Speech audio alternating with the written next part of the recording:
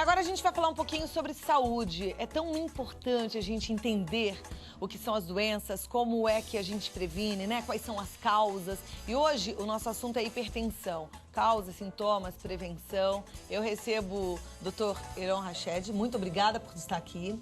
Eu tenho certeza que a gente vai ajudar, falei ainda há pouco, a muita gente que está em casa, né? Porque tem gente que leva um susto danado porque um dia a pressão subiu, nem sabe exatamente o que é hipertensão, como é que controla tudo isso. Boa tarde. Boa tarde, Cláudia. Boa tarde, espectadores. Bom, o que é hipertensão, para a gente começar? A hipertensão, ela é uma doença cardiovascular e hoje a hipertensão, ela é a responsável pela maior causa de morte na nossa população. Os últimos dados do DataSUS documentam 300 mil mortes anuais relacionadas à hipertensão. E ela vem sozinha ou ela é consequência de alguma outra doença? A hipertensão, ela é o que nós chamamos de uma doença multifatorial. Ela tem vários fatores que colaboram com o aparecimento da hipertensão.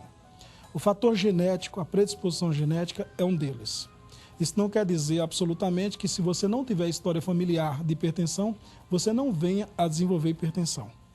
E por que é que uma pessoa desenvolve hipertensão? São vários fatores. A obesidade é um dos fatores que leva à hipertensão, a vida sedentária, a falta de atividade física, o estresse, o consumo excessivo de sal, outras doenças associadas, o uso de alguns medicamentos como os contraceptivos orais, e diabetes, colesterol alto, tudo isso leva à hipertensão. Isso tudo pode levar a uma hipertensão, levar a hipertensão. Né? Como pode não levar a uma hipertensão? Não significa que quem tem colesterol alto vai ter hipertensão, ou sim? Não necessariamente, mas há uma grande, principalmente se esse paciente ele tiver um traço genético, se ele tiver uma herança genética de hipertensão, o fato dele ter um colesterol alto, isso vai colaborar para que ele tenha uma maior probabilidade de, principalmente após os 40 anos, desenvolver hipertensão. Tem níveis diferentes de hipertensão? Sim, sim. Hoje, só para dar uma noção do que é hipertensão no Brasil, metade da população acima de 40 anos no nosso país é portadora de hipertensão arterial. Que Porém, seria uma alteração da pressão, quer dizer, ela sai ali do nível que é considerado normal e vai para uma pressão alta constantemente, é isso? Positivo. A hipertensão também pode ser eventual, pode ser relacionada apenas com fatores emocionais. A pressão arterial ideal seria a de 12/8. Durante o dia, principalmente durante a manhã, ela sofre variações que nós chamamos de fisiológicas. Então, o paciente que tem 12/8, horas apresenta 11/7, horas apresenta 13/8, e isso ainda não caracteriza uma hipertensão. No entanto, quando esse paciente apresenta níveis acima de 14/9, nós já começamos a caracterizar o primeiro estágio da hipertensão. Seria a hipertensão num primeiro grau. Níveis acima de 16 caracterizaria a hipertensão de segundo grau. E assim sucessivamente. Quanto mais elevado o nível de hipertensão, maior o risco do paciente apresentar infarto, maior o risco do paciente apresentar acidente vascular cerebral, casos de morte súbita. Então, existe uma relação direta entre o nível elevado da hipertensão e os problemas mais sérios, que é o infarto e o AVC. Uma pessoa que sempre teve a vida inteira uma pressão arterial normal, um 12/8, um 11/7, ela pode, de repente, ter um pico de hipertensão acima desse 14, já ir direto para um 18? Sim. Ou não? Pode? Com certeza. Na dependência, logicamente, de fatores desencadeadores de hipertensão. É muito comum as mulheres na faixa de 35, 40 anos procurarem um consultório médico e o relato é, olha, eu nunca fui hipertensa, minha pressão sempre foi 10/6, 11/7 e agora a minha pressão está 16, 17. Quando você vai buscar, é uma paciente que está fazendo uso de anticoncepcionais, é uma paciente que está em uso crônico de anti-inflamatórios ou uso de corticoide sem um policiamento médico. Então, pode sim, esse paciente pode sair de uma pressão 10/6, 11/7, 12/8 para uma pressão de 16, 17, 18 e às vezes até níveis muito mais elevados. Bom, como a gente nem sempre tem o hábito, ou tem tempo, ou tem um aparelho de pressão do lado e fica medindo a pressão, já eu gostaria que você me respondesse sobre quais são os sintomas que o nosso corpo mostra de que a pressão está alta, de que a gente está aí com com talvez uma hipertensão. Mas me responde isso daqui a pouquinho. E olha, você pode continuar participando do programa vidamelhor@redevida.com.br, enviando as suas perguntas. Se você tem alguma dúvida, se você quer saber algo sobre hipertensão, não hesite, vidamelhor@redevida.com.br. A gente está diante de um médico excelente, especialista no assunto, que eu tenho certeza que pode te ajudar muito. Eu vou para o intervalo. Ah, não, eu não vou para o intervalo agora, não. Eu vou dar um recado e volto já já. Eu volto aqui também, tá bom? Tô de volta com o Dr. Heron Rachid e a gente está conversando sobre hipertensão. Eu deixei uma pergunta no ar e, por sinal, é a mesma pergunta que a Lelegata00 lá do Twitter, @Lelegata00, enviou pra gente ontem ainda. Ela falou: gostaria de saber os sintomas e o que leva a pessoa a ter hipertensão. Os sintomas primeiro. A hipertensão, em grande parte, ela se apresenta sem sintomas. E o diagnóstico da hipertensão, ele é dado de uma forma acidental. O paciente vai passar em alguma consulta, muitas vezes consulta de check-up, e acidentalmente descobre que é hipertenso. Então, não dá um sinalzinho, nem uma dorzinha de cabeça, nada? Boa parte dos pacientes portadores de hipertensão são totalmente sem sintomas, o que nós chamamos de assintomáticos. É importante, então, medir essa pressão com frequência? Isso seria o mundo ideal. Né, que todos os pacientes, todas as pessoas tivessem em casa um medidor de pressão. Hoje você consegue adquirir facilmente, hoje o custo do medidor de pressão é baixo. Então, eventual, pelo menos, mesmo aqueles pacientes que não são portadores de hipertensão, verificam uma vez no mês, uma vez a cada 15 dias sua pressão. A partir de alguma idade, existe uma tendência para essa pressão aumentar ou diminuir ou não? A partir dos 40 anos, a hipertensão arterial ela é mais frequente. Tá. Para outros pacientes que apresentam hipertensão, a dor de cabeça, principalmente a dor de cabeça na região nucal. A dor de cabeça é um dos sintomas. A insônia é um dos sintomas. A irritabilidade, pacientes muito nervosos. A hipertensão ela leva à hiperexcitação.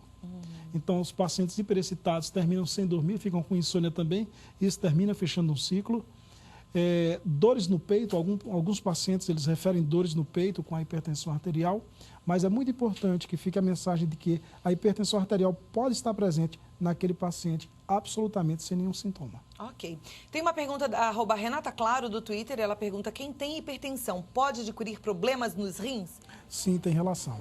Os pacientes que são hipertensos, que não são submetidos a tratamento adequadamente, eles podem, ao longo dos anos, deteriorar a função renal. Ele vai perdendo a função renal e, em casos mais graves, se tornarem pacientes com necessidade de hemodiálise. Então, hipertensão prejudica, sim, a função renal. Hipertensão pode, sim, levar à destruição da função renal. Você fez um comentário ali, eu estava aqui observando, a respeito da saúde bucal. Hoje é muito importante para a saúde cardiovascular que o paciente ele faça a higiene bucal, que ele tenha saúde bucal para também ter saúde cardiovascular. Aqueles pacientes que são portadores de gingivites ou de processos inflamatórios, infecciosos bucais, eles têm maior propensão a desenvolverem doenças cardiovasculares. Olha, bom, né? Bom que ele levantou esse detalhe aí, porque às vezes a gente acha que, não, deixa essa gengivite assim mesmo, esse probleminha assim, mas tá tudo muito ligado. O nosso corpo, ele vai entendendo que ele é um só, né? É um só. É, isso mesmo. Bom, a Priscila Almeida, ela pergunta se a pessoa que está amamentando pode tomar remédio para hipertensão. Ela é hipertensa, tem uma bebezinha de 2 meses. Pode, doutor? Pode sim. Os pacientes hipertensos que desenvolvem... Alguns pacientes eles são normotensos, ou seja, têm a pressão normal e durante a gravidez eles desenvolvem hipertensão. Quando esse paciente engravida, quando essa paciente engravida, precisa adaptar a medicação, para que a medicação ela não leve a má formação no feto.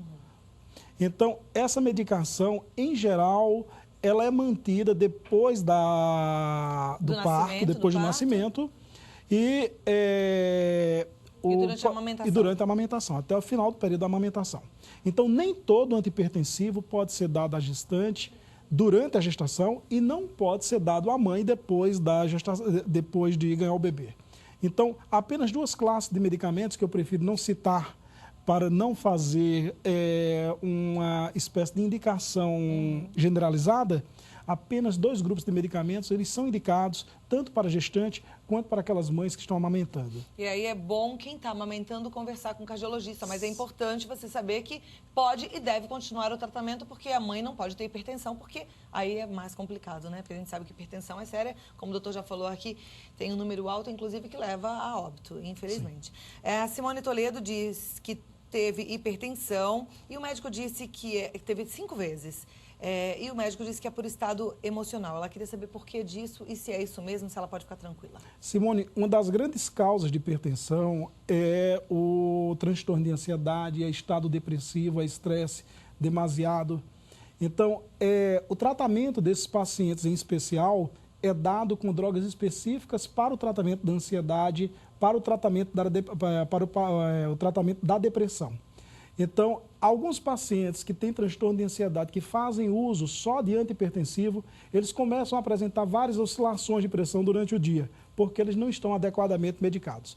Então, se a sua hipertensão ela é relacionada com problema de ordem emocional, procure o seu médico, ele vai dar a medicação direcionada ao problema emocional, tipo a ansiedade ou a depressão, e, logicamente, a pressão ela vai se estabilizar. Porque 5 vezes ela teve hipertensão e o médico disse que é por problema emocional, então tem que tratar esse problema emocional, né? Se não estiver tratando, pode ser que volte a ter outros quadros de hipertensão, é isso? Isso, mesmo porque a hipertensão, ela aparece nesses casos como resultado de uma liberação exacerbada de adrenalina, ou seja, o paciente tem um nível de adrenalina muito alto e a adrenalina no vaso, ela exerce uma função de contração.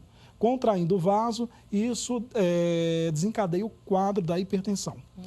Como os níveis de adrenalina, eles oscilam muito durante o dia, horas ela está hipertensa, horas ela está com a pressão arterial normal. Então, o ideal seria realmente medicar adequadamente para o transtorno de ansiedade ou a depressão que, eventualmente, ela possa apresentar. Vânia Martins pergunta se ela tem um pai que tem 87 anos, toma remédio para pressão. Quando toma remédio para pressão, a pressão pode baixar muito rápido?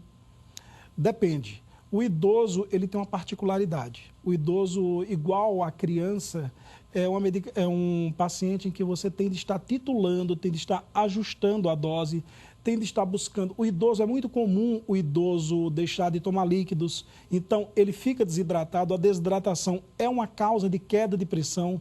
Então, nesse paciente que não toma líquido, você fazer o uso do antihipertensivo, pode acontecer dele apresentar várias quedas de pressão durante o dia. Então, precisa ter um cuidado especial, uma orientação médica específica nessa população de idosos. Muito interessante que você falou da ingestão de água. E a Cifuente da Vila Alpina, ela diz: minha mãe tem 81 anos, tem que ficar no pé dela para que ela tome pelo menos 1 litro de água por dia. Água e pressão alta, tem relação? Um dos tratamentos da hipertensão é a oferta de líquido. Nós recomendamos que o paciente tome bastante líquido, desde que tenha uma função cardíaca normal, seja apenas hipertenso. E o consumo de frutas, principalmente aquelas frutas que são ricas em potássio, em cálcio. No caso da laranja, no caso do mamão, né? Então, nós recomendamos que haja o consumo diário dessas frutas, que isso daí colabora para a adequação dos níveis de pressão. A Cleice Fuente ainda pergunta qual é a pressão segura para essa idade, 81 anos, que a mãe oscila, às vezes a 15/9, às vezes cai para 11/5 e toma 2 remédios para pressão todos os dias. O recomendado é que a pressão ela seja 12/8. Essas oscilações 11/7, 10/6, 13/8 são oscilações fisiológicas. Desde que o paciente esteja se sentindo bem, essas variações elas são fisiológicas e não precisam ser tratadas. A Célia Torres pergunta sobre frutas, verduras e legumes. Acho que você já respondeu agora há pouco. A Cássia Skyfe, ela diz que depois de 20 anos com hipertensão, se ela pode ter problemas renais no futuro. Eu acho que a gente também já respondeu, né? A hipertensão, desde que adequadamente tratada, ela não leva à deterioração da função renal.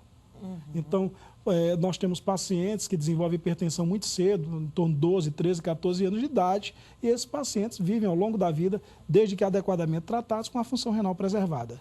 Bom, a Solange ela faz várias perguntas, bem sobre aqueles, como se fosse crenças antigas, né? O conselho da avó. Sim. Então ela fala assim, pôr gelo na nuca diminui a pressão? Não, nós não temos nenhuma evidência de que colocar gelo na nuca trate a pressão de alguma forma. Pressionar o dedo polegar de uma das mãos no Monte de Vênus da outra mão faz a pressão realmente diminuir? Técnicas de relaxamento podem ser usadas em alguns pacientes, principalmente aqueles pacientes que são portadores de transtornos de ansiedade. A acupuntura, o fato dela levar a um relaxamento, a um estado de melhor bem-estar, nós conseguimos uma melhor adequação dos níveis de pressão. Sentar, afastar as pernas, inclinar o corpo todo para frente, deixando a cabeça paralela às pernas, diminui a pressão arterial? Relaxar. O relaxamento é uma técnica que nós recomendamos para o tratamento da hipertensão. Agora, uma pergunta minha. A gente, por exemplo, está cuidando de alguém e percebe que essa pessoa está com a pressão alta, mediu a pressão está muito alta. Faz alguma dessas coisas em casa ou vai direto para o pronto-socorro? O ideal é direto para o pronto-socorro. Então, tem que ser rápido. Sim. Sim. Qual é o alto nível de pressão que esteja indicando para a gente que é uma ida urgente mesmo? A partir de que índice a pessoa precisa se preocupar em sair de casa e correr para o pronto-socorro? Níveis acima de 15, 16 de pressão arterial sistólica, tipo 15, 10, 16, 10, já é uma pressão que a gente deve se preocupar.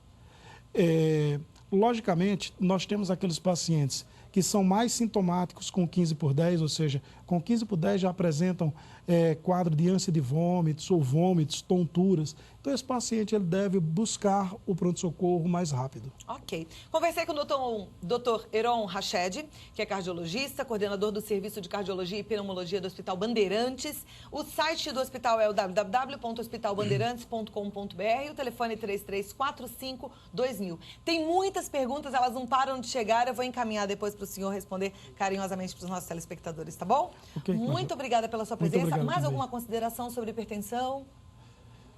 Não, todas as considerações já foram abordadas por você. Beber bastante água, cuidar da saúde de uma forma geral. Se alimentar bem, combater a obesidade, combater o fumo, evitar o cigarro, certo? Fazer uma atividade física, evitar bebida alcoólica, e é isso daí. E vamos lutar contra aqueles 300 mil brasileiros que morrem anualmente de hipertensão. Com certeza. Vamos fazer uma força-tarefa para isso. Aprendemos hoje o quanto é importante medir a pressão, que você possa fazer isso pelo menos a cada 15 dias, uma vez por mês. Muito obrigada, doutor Heron. Obrigado. Foi um prazer recebê-lo, viu? Também.